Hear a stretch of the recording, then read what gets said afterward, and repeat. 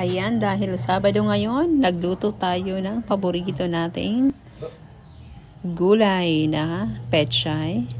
Ginataan na tilapia with pechay. Ayan yung niyog. Nilagyan ko lang siya ng maraming gata. Okay, 1 kilot kalahating tilapia. Good for 6 or 5 kataong kakain. So, ayan. Nilagay ko lang siya dyan. Nasa ilalim yung mga gulay. At syempre, yung mga sangkap na sibuyas, bawang. Meron siyang luya. And kamatis, tsaka sili. Pwede namang siling labuyo. So, ayan.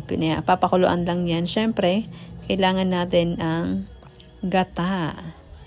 So, ayan. Na-prepare na rin yung gata. Ilalagay na natin.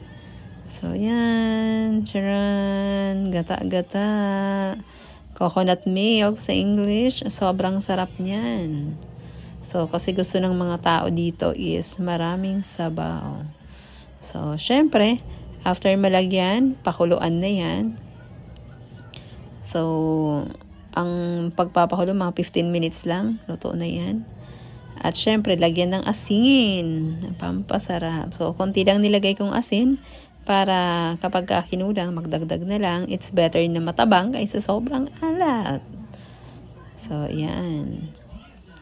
So, after nyan, pakuluan. Yan. So, makikita mo naman, talagang creamy siya. So, nilagyan ko din yan ng magic sarap para masarap. So, yan. Tapos, pwede nyo takpan yan. Pero namang hindi. So, basta importante kumulo siya at lumambot yung gulay. And, syempre, tikman. Para malaman kung ano yung lasa. So, kung kulang, dagdagan na lang ng mga pampalasa. So, ako hindi ko na yan dinagdagan. So, kasi okay na sa akin yung medyo matabang. Kasi pwede naman lagyan ng konting patis. So, ayon sa panimpla ng kakain. So, sobrang sarap niyan, guys. So, paborito yan ng mga bata dito. Lalo na yung sabaw. Okay, ako naman, paborito ko gulay. So, yung fish, pwede na rin. So, pero mas bet ko yung gulay kainin. At masustansya. So, salamat. Yan lang po. Maraming salamat.